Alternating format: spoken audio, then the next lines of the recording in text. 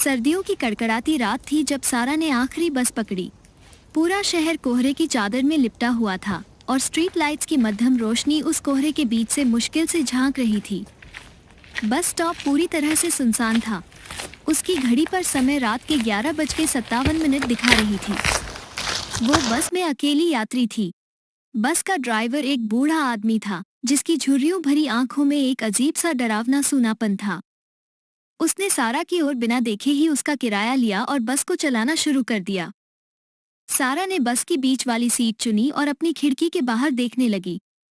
बस जैसे ही शहर से बाहर निकलने लगी, सारा ने महसूस किया कि बस के अंदर का माहौल भी एकदम अजीब और डरावना हो गया था। वो सोचने लगी कि इतनी रात में इस सुनसान रास्ते पर वो क्यों इस बस में सवार हुई। बस धीरे धीरे जंगल के रास्ते पर बढ़ने लगी। चारों ओर घना अंधेरा था और बस की हेडलाइट्स ही एकमात्र रोशनी का स्रोत थी। सारा को अचानक लगा जैसे बस की रफ्तार बढ़ रही है। उसने घड़ी पर नजर डाली, रात के 12:30। सारा ने डरते हुए ड्राइवर से पूछा, हम कहाँ जा रहे हैं? ड्राइवर ने बिना उसकी ओर देखे जवाब दिया, बस कुछ ही देर में पहुंच जाएंगे। सारा को ये जवाब संतोषजनक नहीं लगा। उसने चारों ओर देखा और पाया कि बस में और कोई यात्री नहीं है। तभी उसे पीछे की सीट से किसी के चलने की आवाज सुनाई दी। वो तुरंत पीछे मुड़ी, लेकिन वहां कोई नहीं था। सारा का दिल तेजी से धड़कने लगा। उसने अपनी सीट पर दुबक कर बैठना बेहतर समझा। अचानक बस एक झटके से रुक गई। सारा ने देखा कि ड्राइवर ने बस का इंजन बंद कर दिया है और वो बस से उतरकर बाहर जा रहा है। ड्राइवर ने पीछे मुड़कर कहा, तुम्हें यहाँ से आगे अकेले ही जाना होगा। सारा चौंक गई। क्या मतलब? आप कहाँ जा रहे हैं? उसने चिल्लाते हुए पूछा। ड्राइवर ने बिना कुछ कहे बस का दरवाजा बंद कर दिया और अंधेरे में गायब हो गया। सारा ने अपनी घड़ी देखी, रात के 1 बजे।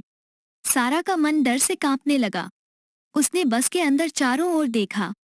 तभी उसे एक परछाई दिखाई दी जो बस की पिछली सीट से धीरे धीरे उसकी ओर बढ़ रही थी।